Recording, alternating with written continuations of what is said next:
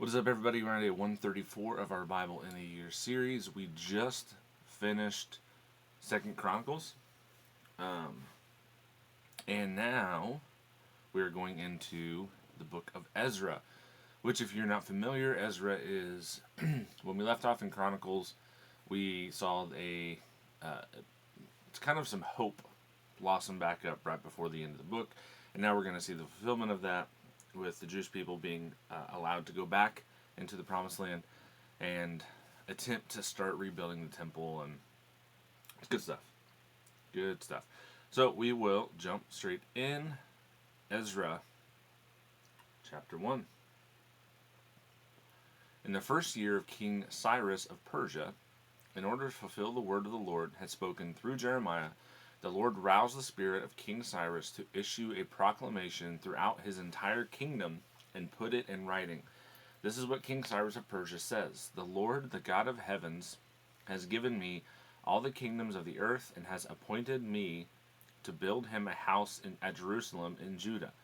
Any of his people among you, may his God be with him, and may he go to Jerusalem in Judah and build the house of the Lord, the God of Israel, the God who is in Jerusalem. Let every survivor, wherever he resides, be assisted by the men of that region with silver, gold, goods, and livestock, along with freewill offering for the house of God in Jerusalem. So the family heads of Judah and Benjamin, along with the priests and Levites, everyone whose spirit God had roused, prepared to go up and rebuild the Lord's house in Jerusalem. All their neighbors supported them with silver articles, gold goods, livestock, and valuables, in addition to all that was given as a freewill offering. King Cyrus also brought out the articles of the Lord's house that Nebuchadnezzar had taken from Jerusalem and had placed in the house of his gods. King Cyrus of Persia had them brought out under the supervision of Mithridath, the treasurer, who counted them out to Sheshbazzar, the prince of Judah. This was the inventory: 30 gold basins, 1,000 silver basins, 29 silver knives, 30 gold bowls, 410 various silver bowls, and 1,000 other articles. The gold and silver articles totaled 5,400. Sheshbazzar brought all of them when the exiles went up from Babylon to Jerusalem. So we are seeing in real time, not real time, but at that time it was in real time. Now it's later. That's how time works, kids. But we're seeing God fulfilling the promise that he made. He spoke this word through Jeremiah, and we're seeing God come back to that. Even though Israel has turned their back on God time and time and time and time and time and time again, God is still faithful to hold to what he said. That is something that we can take for ourselves. Not necessarily that God is going to make everything happen good in this life, but God is a God that keeps his promises. He wants what is best for us. He is going to do ultimately what is best for us, or situations happen, even if we can make bad decisions that affect our lives in a very negative sense, but God can still turn around. He doesn't make the bad things good, but he can use the bad things that happen for an ultimately good ends. So let's get right back in. This is going to be a lot of names like we saw previously, so buckle up. There's some doozies. Verse 1, or chapter 2. These now are the people of the province who came from those captive exiles King Nebuchadnezzar of Babylon had deported to Babylon. They returned to Jerusalem and Judah, each to his own town. They came with Zerubbabel, Jeshua, Nehemiah, Sariah, Reliah, Mordecai, Bilshan, Mispar, Bigvai, Rehum, and Bana. The number of Israelite men included Parash's descendants, 2,172. Shephatiah's descendants, 372. Ara's descendants, 775. Pahath Moab's descendants, Jeshua's and Joab's descendants, 2,812. Elam's descendants, 1,254. Zatu's descendants, 945. Zakai's descendants, 760. Banai's descendants, 642. Babai's descendants, 623. Azgaz's descendants, 1,222. Adonikim's descendants, 666. That sounds good. I'm just kidding. Bigvai's descendants, 2056. I am surprised.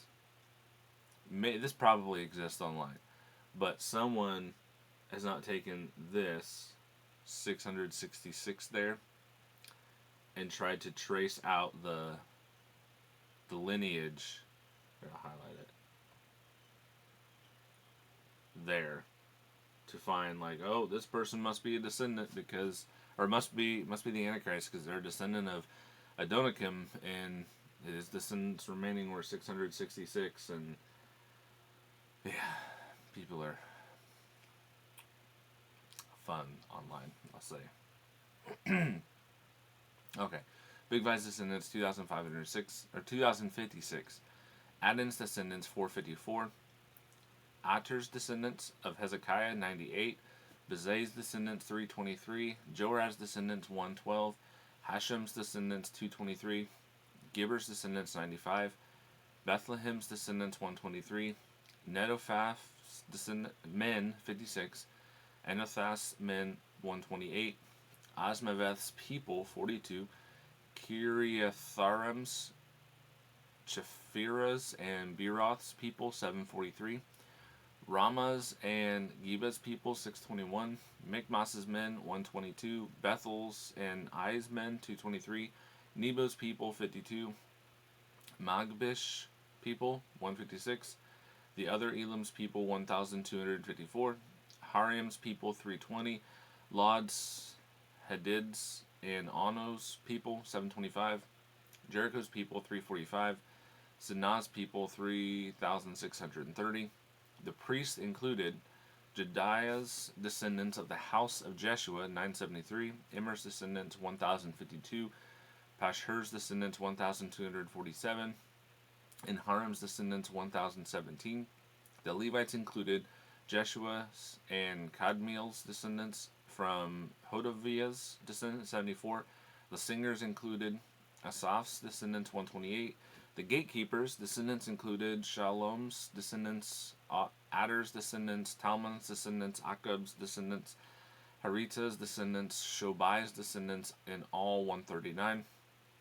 The temple servants included Zihah's descendants, Hasufa's descendants, Tabbaoth's descendants, Kiros's descendants, Siah's descendants, Padon's descendants, Lebanon's descendants, Hagabah's descendants, Akab's descendants, Hagab's descendants, Shalmai's descendants, Hanan's descendants, Gidil's descendants, Gahar's descendants, Riah's descendants, Rezin's descendants, Nekoda's descendants, Gazim's descendants, Uzzah's descendants, Basiah's descendants, Basiah's descendants, Asna's descendants, Mianim's descendants, Nephusim's descendants, Bakbuk's descendants, Hakufa's descendants, Her's descendants, Basluth's descendants, Mahida's descendants, Harsh's descendants, Barko's descendants, Sisera's descendants, Tima's descendants, Neziah's descendants,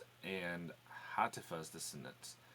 The descendants of Solomon's servants included Sotai's descendants, Hasophereth's descendants, Peruda's descendants, Jala's descendants, Darkon's descendants, Gedil's descendants, Shephatiah's descendants, Hatil's descendants, Pokereth, Hazabaim's descendants, and Ami's descendants, all the temple servants, and the descendants of Solomon's servants, 392.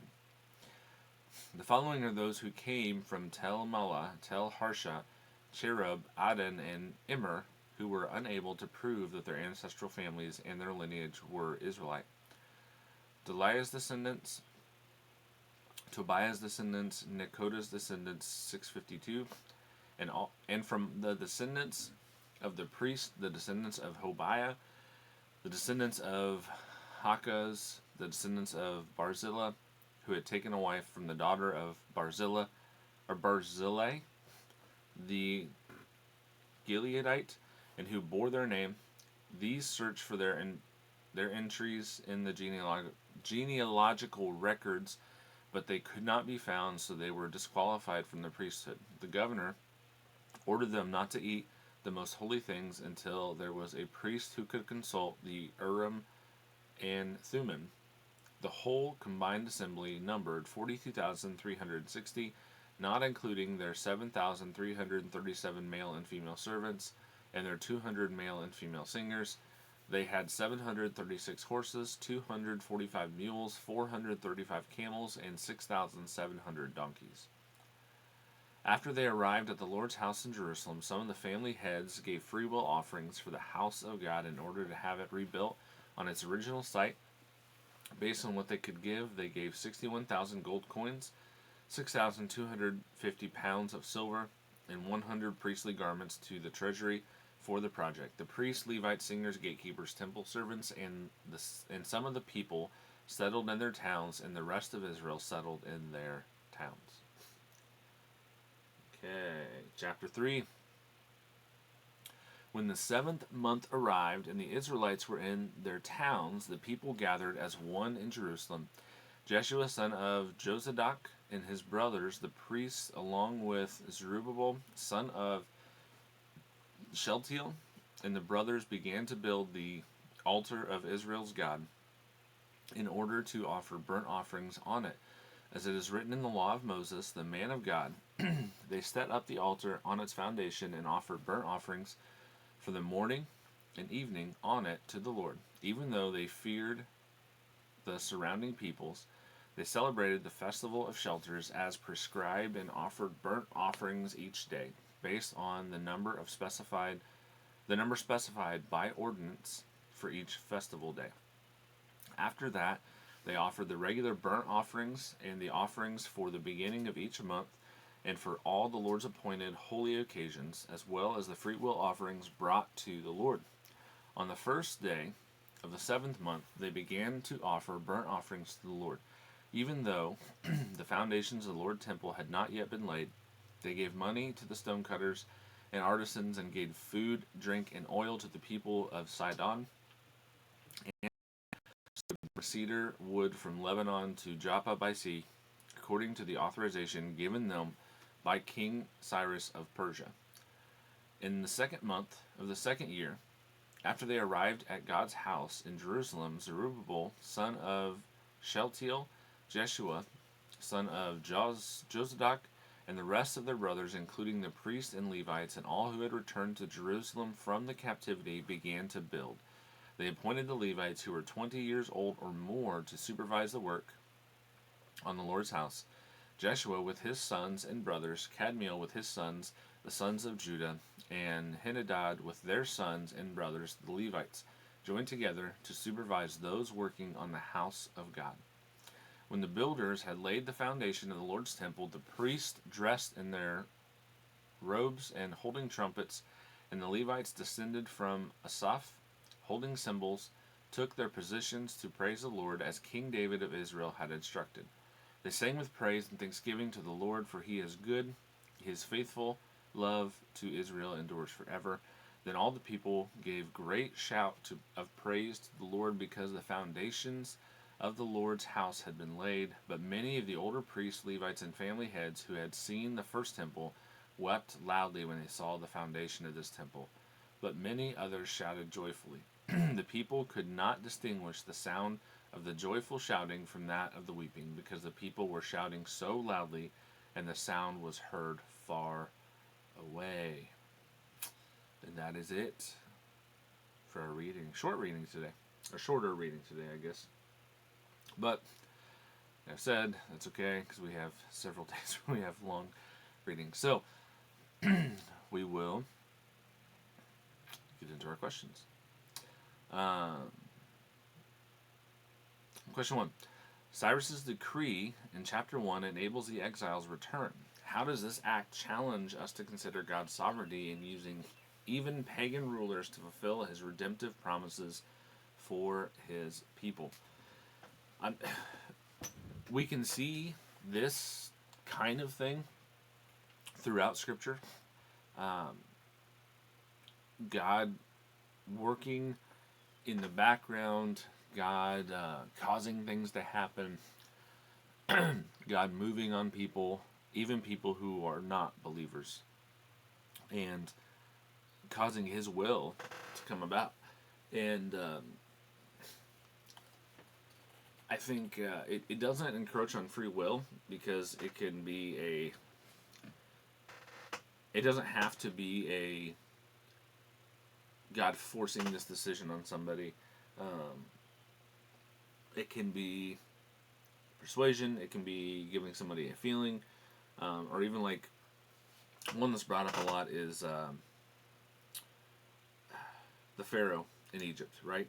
And people will say that, see, God forced Pharaoh to do this. It says that God hardened Pharaoh's heart.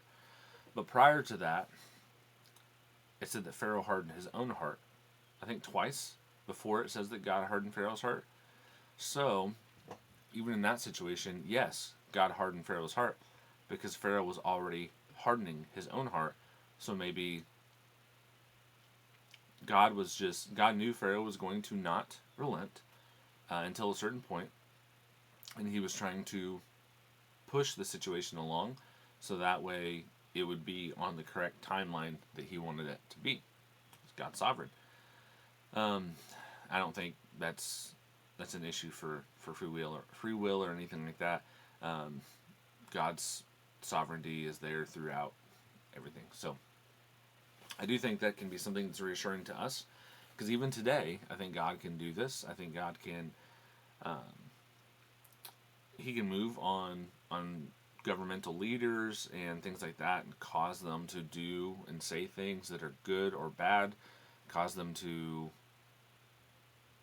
do actions or say things that are going to lead to other things happening that he wants to happen, because he's sovereign. Question 2. The rebuilding of the altar in chapter 3 prioritizes worship before the temple. How might this choice prompt us to reflect on the centrality of offering our lives to God as a foundation for spiritual renewal? Yeah, I think that's kind of a cool, maybe not cool, interesting distinguisher there. The idea that prior to the temple being built, there was still the worship. They would still set aside that. They still made sure they were worshiping God before the temple was even done. So I think it shows the priority there is not necessarily just to build the temple, which was an important thing and needed to be done, but was worshiping the one who deserved to be worshipped. Yeah, I think that we can take that too. It's not necessarily about where you are. It's not necessarily about anything like that. Especially for us today, with not having, it's a different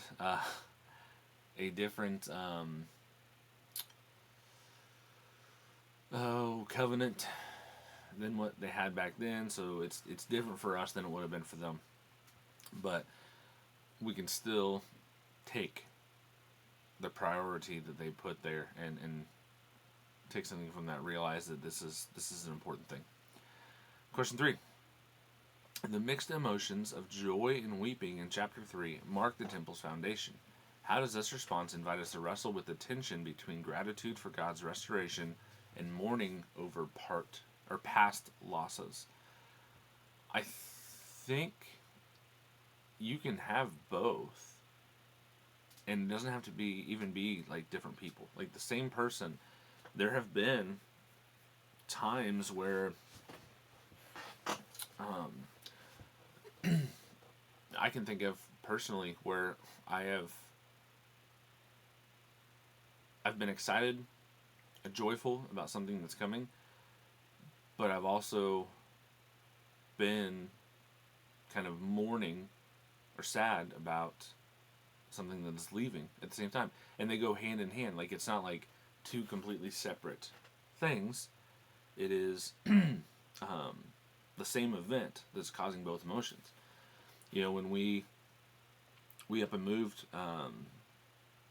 be almost 2 years ago now, across the country, completely across the country. And we were convinced at the time, and still convinced now, that that is what God wanted us to do. I'm not going to go into all the details there. There's a lot of stuff, but we had a bunch of just random confirmation on things. But, excuse me, I was excited. I was joyful about what was coming, what was ahead of us that we were going to do.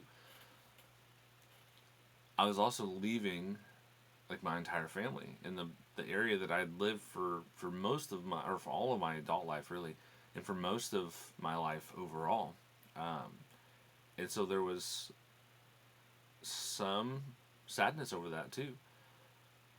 The same event, just looking at it in two different ways, and I think you can have both, and it's not bad. You know, think about if you when we left our church up there, again, it was excited about what was coming, but it was also sad because we had some really good friendships. We had some really good relationships there, people that we knew that we got along with, things like that. So there can be mixed emotions like that, and I don't think it's bad.